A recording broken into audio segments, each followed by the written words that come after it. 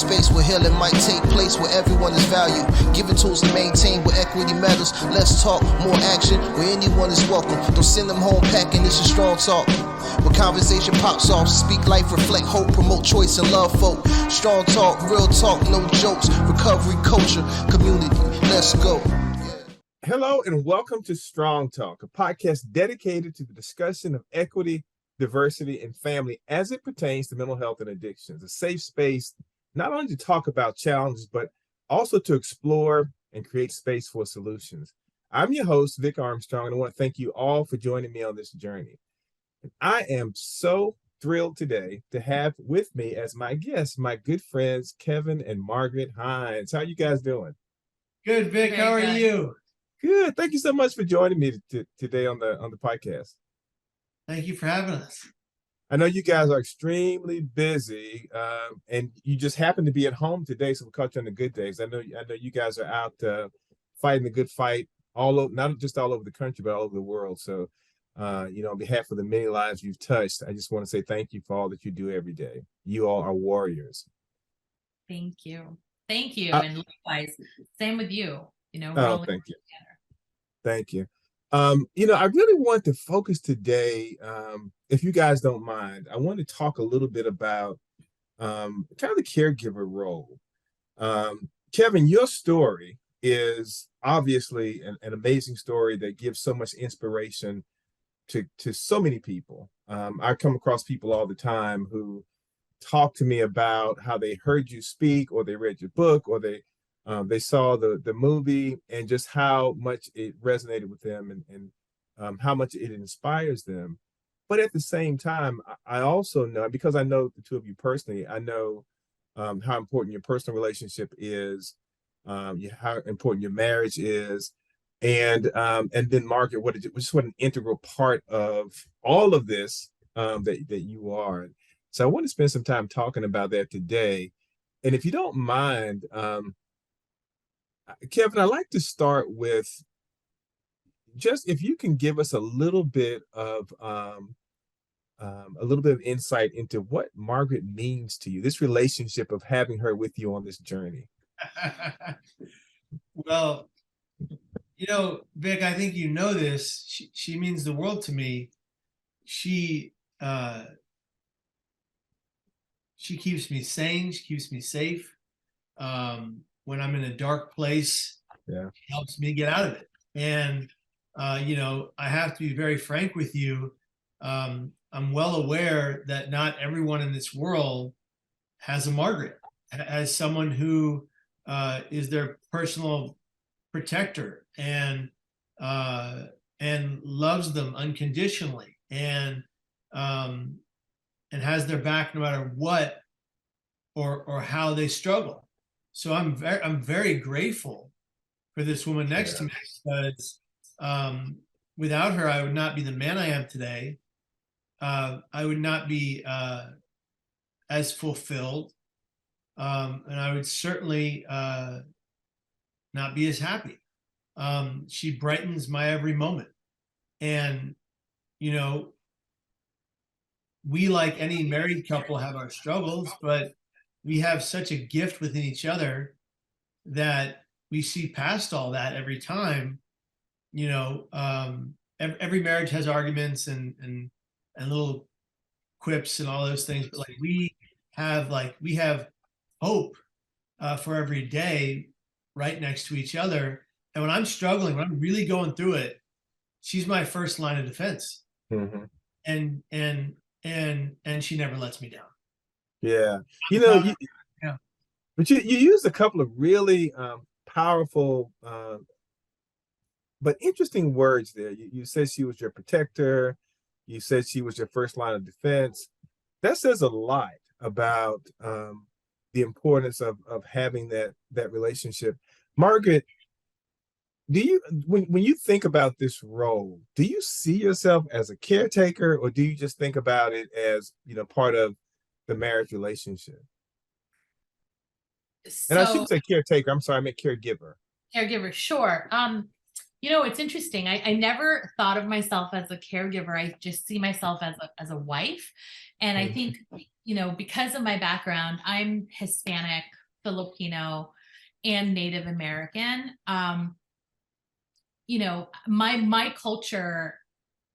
cultures that are embedded in me, it's deeply rooted in family. And I have a huge family. I have family all over the world. My dad is one of 15. So I have a ton of cousins, first cousins. And my mom has is one of 3. So I have many cousins here in the States as well. But we're all very close. And I think that I look at being a wife as part of it's a family. Like, it's just, I would take care of Kevin the same way as I would take care of my parents, right? Like, he's my family now. So, and it's family first, always. I think a lot of that has cultural components to it for sure. So I don't see it as caregiving. I see it as it's just what you do for family. Yeah. Just But caring. at the same, caring. Because I know at the same time, whenever, it's like in any marriage, everyone has their challenges, whether they're mental health challenges or other challenges. And whenever one person in the relationship is having any level of difficulty with those challenges, it is very important to have the caring, not just the caring, but also the protection of that other person, because you can be in a very vulnerable state when you're going through things. But your situation also, Mark, is a little bit different because, and I say different, but sometimes people get into relationships and then things happen, and sometimes the stresses of life can cause things to happen to where we experience depression or anxiety or other challenges. When you met Kevin, you knew Kevin's background, you knew his story. You didn't know that he would become this mega star that he has,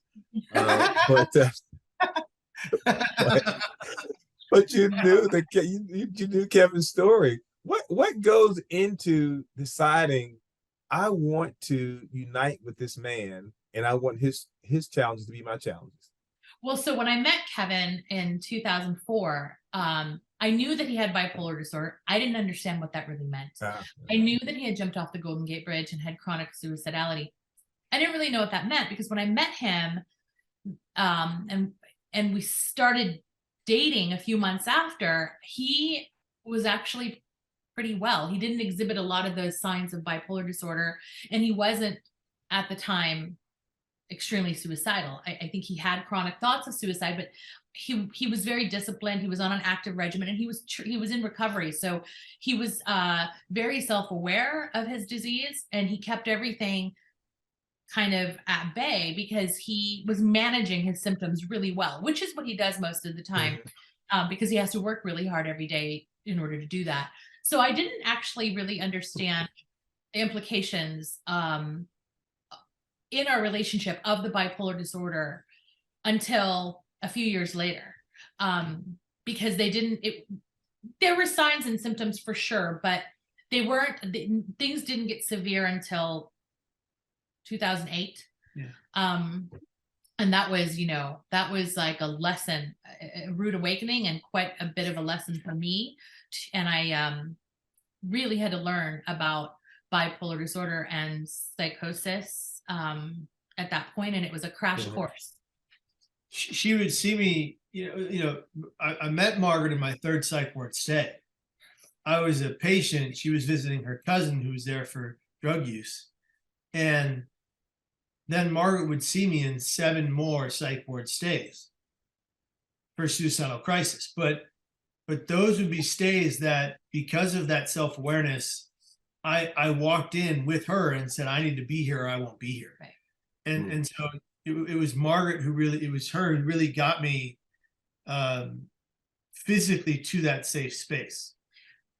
But I will say a lot of it also is education that I obtained through Kevin. Obviously, it's through experience, and it's not one size fits all. So we get a lot of inquiries from couples, whether it's whichever spouse it is that has the mental health issues, and you got the other one taking care of them, and they always ask, like, how do you do it? What do you do when these specific things happen? And you have to have, I 100% believe you have to, one, be completely educated in the disease that your spouse or your child has. And when I say educated, I mean understanding the disease, but also understanding treatments and modalities and resources. So, and having said all of that, right? Because there's so much research, there's so much out there, you have to figure out what's right for you. But in addition to that, you have to take care of yourself. And that's the one thing that was my biggest lesson, was my self-care. And, you know, I thought at one point self-care was, you know, massages and spa days and meditation and therapy for yourself. Sure, it's all that. But it's more than that. I think for me, self-care is the awareness, is the self-awareness of your boundaries and your limits. And when you say, okay, enough, like I can't actually deal with this right now, or these are the things I have to do. And having a community, building a community, whether it's family or friends around you that can help support you as a wife or a husband that's treating as caregiver, or the actual person who's going through the mental health issues, or together as a unit, is critical. And I think for us, we've been married for how long, honey? How long? 15 years. 15 years. It'll be 16 this June. 16 this June. But together for nearly 19. But I think for us, it's been having really close family and friends who understand what we go through, and when we need help, what to do, what resources are out there, what we need, and communication with them is key. So we have a really strong support system, and building that for yourself is critical. So I always encourage that. So let me ask you something along those lines, because you both are extremely busy. You know, Kevin, I know you speak all over the world, and Margaret, you are you have your hands in a lot of different projects, a lot of different things, a lot of behind the scenes work, but I'm finding more and more not so behind the scenes work either. Just really being one of the champions in this mental health space. But that's also very demanding.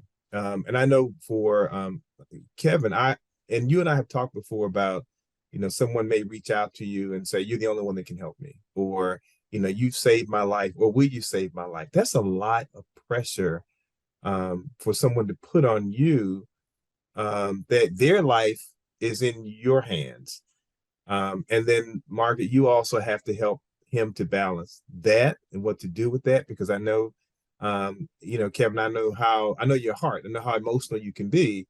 And I know it can be difficult sometimes to say, this is one of these situations I need to step away from, or I'm not in a good place right now to even deal with this. How do you all manage that? Because it is a lot to handle. Yep.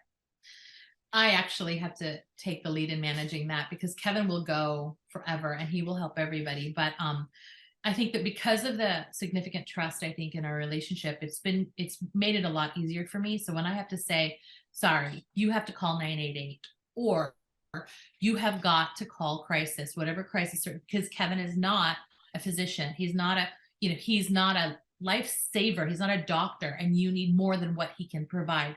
In addition to that, he has to take care of his mental health as well. So I have to be, and I'm strong enough to say that. And I have the courage of my convictions to say, sorry, we're not the right ones to help you. Kevin doesn't have to do it, because that's hard for him. It's not that hard for me, because I know what we do on a daily basis to help people. So when I say the door is shut and we're closed for business, Kevin cannot help. That's just that. And I'm fine with that. Yeah. Kevin, any thoughts on that? What is that? What does it do for you, Kevin, knowing that you've got, and again, it goes back to your first line of defense, your protector. That's got to be really helpful to you to have someone else who can say, you know what, I'm going to take the lead and deal with this. You know, you don't need to deal with this right now. What's that feel like to you?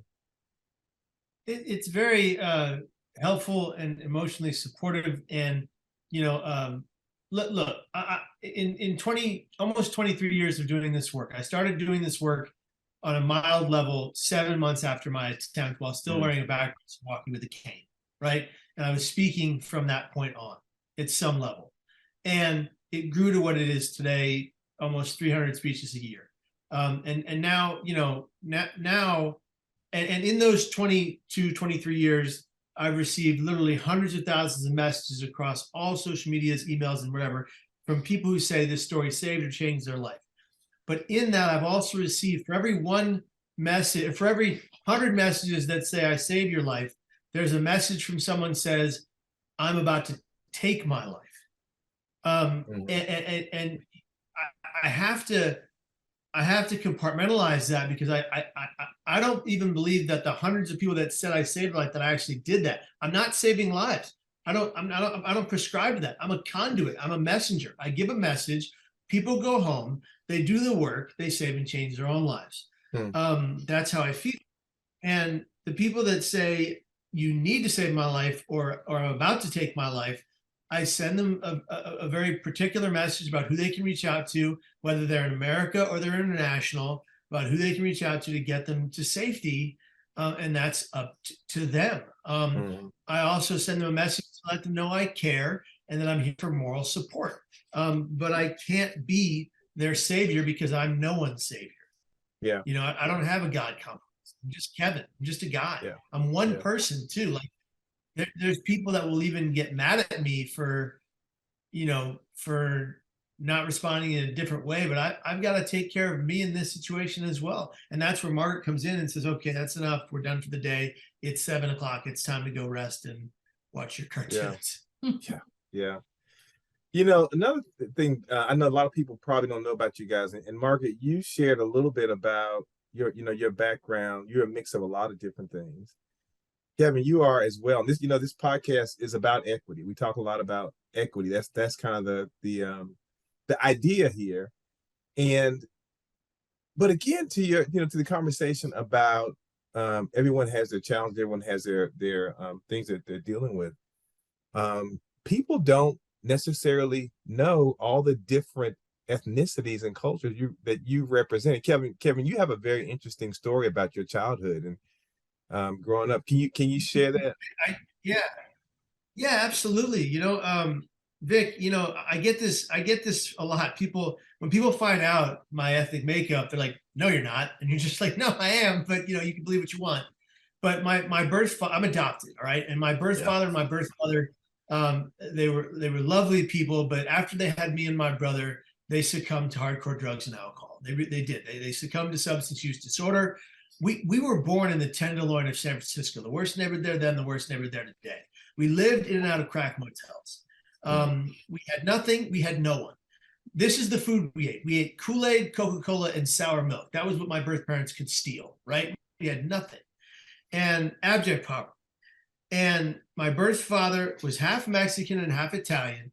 And my birth mother was from James Bond Island, Jamaica. She was Jamaican, Black, African, Arawak Indian, Portuguese, Scottish, Irish, English, and Sephardic Jew. And that's been verified by my 23andMe. So we know it's true. And so, I take pride. Here's the thing. Growing up with adopted parents who are white, who took me in, made me their son. They are my mom and dad, Pat and Debbie Hines. They saved my life, right?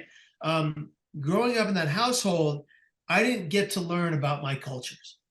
And I didn't get to learn what I was until I was in my 20s, when I found my birth family. And I would find that both my birth father and my birth mother died tragically because of drugs and alcohol, but because of their brains, because of mental illness. And it was really hard to learn that, because all I wanted growing up was to find them, meet them, give them a hug, and tell them I love them. That was my goal. It was my life goal for the longest time. And learning that they were gone, that I had no chance to do that. Learning that my brother Jordash, who looked just like me, but with blonde curly hair, when I grow my own, it's red and auburn. He looked just like me, down to the freckles, they said. Learning that he died right next to me as an infant. We both got bronchitis in foster care because of neglect, and he died. I had it really rough as an infant. And then growing up and finding my birth family, finding out that my parents were dead. And then I got this silver lining. I found that I had a brother and a sister, a half brother, half sister I didn't know I had. My birth mom had a family before she had a family with Martino, my father. She had a husband in Florida, and they had 2 kids, and a boy and a girl. And I even share the exact same birthday with my brother, just 10 years apart. And when I met my sister, it was unbelievable. Remember, all I wanted was to look my mother in the eye, give her a hug, and tell her I loved her. And if she didn't accept me, I would accept that and move on. Mm-hmm. When I met my sister, she opened her arms, enveloped me in a hug, leaned in and said, I love you. Not knowing the story I just told you, that's what she did. Yeah. And she's the uncanny resemblance of our mother. She looks just like her. So it was like I got what I wanted. It was incredible. And you know, finding out my heritage was so beautiful because it validated who I was as a person, and it validated what I'd been through. In grade school, even the kids who didn't know my ethnic makeup assumed I was part Black, and they would call me racial epithets every day. They would call me Little Red N-word every day. They would hold me down and punch me. They would throw me over someone behind me, and I'd crack my head open on the concrete and bleed. They would put me to trash can face first and tell me that's what I was because I was part Black. It was brutal. So I always knew I was different, but then other people would invalidate that. And I've come across people in my life, all throughout my life, who have said, you know, no one knows you're Black. No one cares that you're, you know, and for me, it was something that when I found out, it was so grounding for me because I knew where I came from, and knowing where you come from really matters, especially not to the people who already know because they've known their whole life. And so they invalidate what you're going through. When I found out, it meant the world to me, and I hold pride in that. Yeah. Yeah. Because, you know, when I had known you for a few years and obviously loved you both before I found out you were Black. And then I was like, okay, now I see the connection. He's a brother. Yeah, no, So and there's yeah, go ahead. let me ask you this, because when people hear your story, and when you share your story, most of what people focus on is kind of that day that you first attempted to take your life, maybe the incidents that led up to it that day, and then the journey since then. But they don't know the story of all the trauma you experienced as a child growing up. What do you do with that? Because I can see where sometimes sharing your story, it almost looks like it's therapeutic for you because you also know that you're helping other people, but you don't necessarily get to talk about those other parts. What do you do with that? You know, Vic, I've started to talk about them more regularly. Like so since you've last seen me talk publicly, I now have a almost a 15 minute portion of my story about my makeup, about my heritage, about being adopted, about being in foster care for so long, about losing my brother, about losing my parents. I really get into it because I want to honor them. You know, they came before me and they all died tragically, but they were just as beautiful as I am, and just as important. But they can't share their stories because they're gone. So I'm glad to share them from my perspective, from what I've learned. And in getting to do that, it's astounding how much more I relate to people in the room, in any room. You know, because when you walk, I'll never forget. This is a kind of a funny anecdote. I was at a speech years ago, and this is when I first started telling these kinds of stories.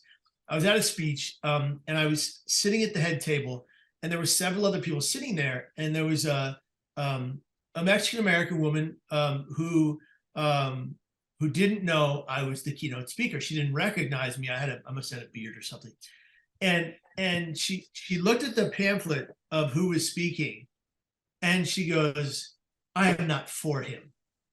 I don't like this speaker. You know, he's a gringo." She called me a white boy. And I just sat there hearing her, you know, talk mess about me for like a good 15 minutes before I went on. Yeah. And I'm just like, okay, keep it together. She has no idea who you are. And nobody corrected her. Nobody let her know that I was sitting right next to her. And so I let her speak, and I just kind of just let it go. And I went up, I did my thing. I told my whole story, including my background and where I came from and what I've been through. And I walked off the stage, and she was the first person to greet me. And she said, I'm so sorry. I'm so sorry if I offended you. And you know, that presentation was powerful. I'm grateful I'm here. Yeah. And I was like, hey, no worries. You know, people have their own perception and perspective, and that's fine. And you're a quarter Mexican, so did you? Yeah, say I'm that? quarter Mexican, and you know, she just you know, people like to assume things. It's just the same thing when I used to go and speak, and the you know, you understand, Vic, like it's a professional conference. You're called to wear a suit. You wear a suit, and so I remember being in a suit in front of a bunch of you know, lived experience individuals as well as some corporate individuals, and I kept hearing from the crowd before I went on, oh, he's fine. He's never gone through anything. You know, look at him. He's wearing a suit and a tie, and he looks all put together. He's well. He's not like us. He's not like us. And at the time, I was having a vicious panic attack, an anxiety attack, and dealing with paranoid delusions that people were trying to kill me. In that room with 5,000 people ready to hear my story, I could barely speak, which happens to me. And I remember that was the first time I was like, okay, I think they're coming to hurt me, so I have to give them the best message I can before they do, you know. And that's how I rationalized it. And I got up there and I spoke, and I got a standing ovation. It was a wonderful moment. And those same people that were talking all that mess, they also came up and said thank you. So, you know, you just have to keep breaking down the barriers every time those things occur. And educating folks. And I think you have to be kind about it. That's the really big thing. You have to be kind about it, because you can get angry all you want, but it's not going to do anybody any good to have a confrontation with someone who just doesn't like you because of what they've read or what they think they know. Yeah. But you know what? You know, the other part to that too is that I know for myself, if I am speaking to a group and I am not well received, or someone says something hurtful, my wife is not going to be happy. She is not going to be happy with that person, and she is going to want to deal with that. So, you know, and Kevin, every time I hear you speak, I do get something different. And so every time I hear you speak, it touches me emotionally. It is, you know, it's kind of an emotional ride for me as well. Margaret, you have to go on this emotional ride every time you hear the story. And even though we see you know, this version of Kevin is standing on stage, you know, all the hurt, the pain, all the different insults and things that he may have had to take from people and continue to be kind. How do you deal with that? That's a lot. I can't listen to every single time he speaks. First of all, I actually really limit that. But secondly, I think because I know what he goes through and how much pain there is, I think I see so much more joy and happiness. You know, the pain, as deep as it can be and as painful as it is probably just a small percentage of of his life, right? And I think my job is, I take it upon myself as my job is to make him happy and bring him more joy. And so I task myself with, you know, finding different ways and ideas to make him happy, things that he likes, and you know, one of the things we do a lot is laugh. We laugh a lot, and I don't take life very seriously. I mean, we are polar opposites. My values are very Filipino. My spirituality and strength is very Native American, and my temper and passion is very Spanish. So you get this huge like mix of who I am, and but I believe, you know, the one thing I have to say that we're so blessed and grateful for is the capacity for joy, and we both have that. And we both refuse, and I think Kevin's learned over the years living with me that, you know, you just don't sweat the small stuff. Everything's going to be fine. You have to find the humor in God. For me, it's everything, because humor for me is my therapy, right? And for Kevin as well. And like, what makes you happy? You know, like what do you want to do in your life that's going to make you happy and fulfilled and give you purpose? And we've found that. We know what that is for us. So it makes everything else seems, anything difficult, any obstacle just seems so minute. I mean, even death, right? Like Kevin has gone to the brink of death. I've been so afraid of death for so long. I am not going to die. Trust me. I will say I have never been suicidal. I don't really know what that feels like. But I understand that people feel that way. I believe in self-preservation. I don't want to die till I'm like 200 years old, but but I understand that there's enough pain in some people like Kevin that want to end their lives because they want the pain to end. So I had to educate myself to understand what that is, what that means, and what to do about it, how to deal with that, and process it. So do you ever struggle with feeling guilt about wanting your own space and about wanting to be able to take care of yourself and not necessarily always have to be on for Kevin? Never. I have never struggled with that. I think I grew up, I mean, with a super loving family. My parents always put my brothers and I first.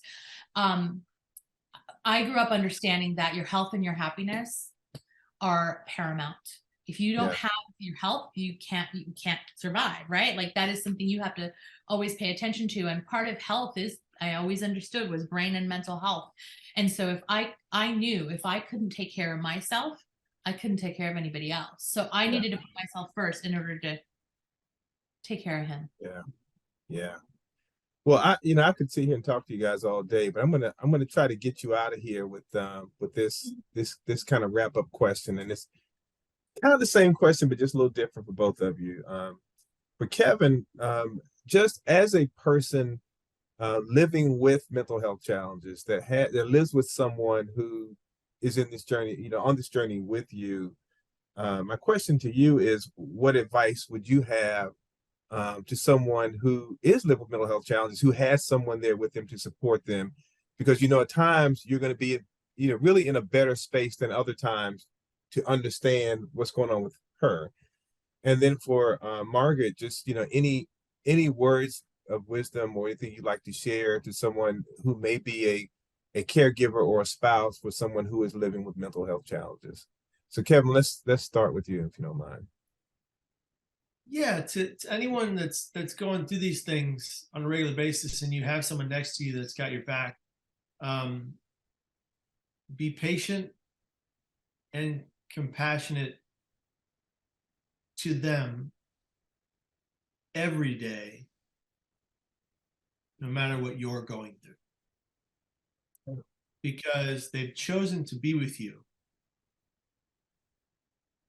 even given the pain you're experiencing on a regular basis. And they didn't have to. Absolutely. Thank you. Margaret? Two pieces of advice. The first one is, obviously you have to really put that mask on yourself, that airline, like that old airline adage. You've got to take care of yourself. So you have to find what that means for you. And there are times when you might have to set that aside for a second to take care of your significant other, but make sure you're still breathing. So you make sure your cup is close to being full. That's first and foremost. Secondly, I mentioned earlier, we get a lot of questions from parents and spouses. I think the relationship between husband and wife is very special. It's very different from the relationship of a parent and to child. With a husband and wife relationship, it has to be a give and take. With a child, it's different. Like a parent's always going to get that, With a husband and wife, you although Kevin might have a mental illness and I may not have a diagnosed mental illness, we definitely take care of each other. It can't just be one way. And that, it doesn't mean that he takes care of me because I don't have suicidal, chronic, or mental health issues, or I'm not manic, or I'm not depressed, but you know what?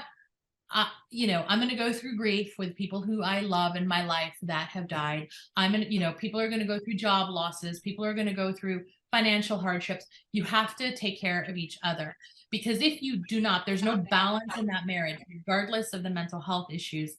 I think the other one's going to feel gypped, and you can't keep giving without getting something in return. And I think communication about what that means for you specifically, because again, it's not one size fits all, it's different for every couple. Yeah. I think it's critical to establish that from the outset. Great advice. Thank you both so much. I want to thank my guests, Kevin and Margaret Hines, for being here with me today. And thank you both for what you do. You have touched so many lives, including mine. And just thank you for being genuine, for being authentic, for being who you are, and just for everything, all the good that you bring into the world. Thank you so much. Thanks. Great to be on. Thanks for having us.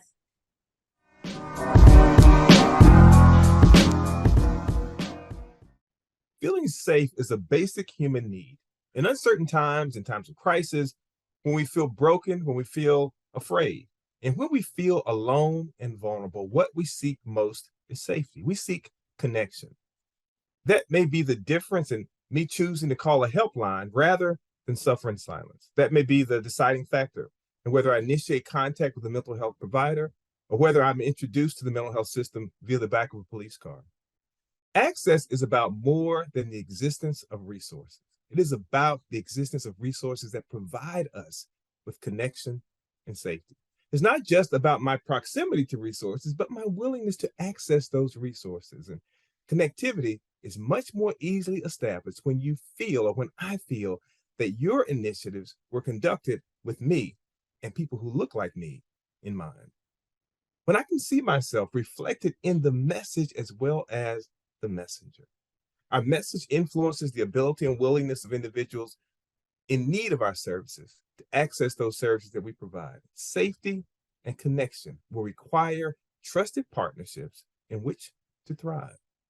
Building trusted partnerships will require both the trusted message and the trusted messenger. Communities want and need to access culturally specific materials designed to speak directly to BIPOC communities. People need to see themselves in the resources we provide. At the end of the day, the promise of 988 is not only a promise of a better, more efficient system, it is a promise of safety and connection for those who have been historically marginalized. And that is Strong Talk. What's the word? What's the word? Word, strong talk, strong talk. What's the word? What's the word? What's the word? Yeah. What's the word? Strong talk, strong talk.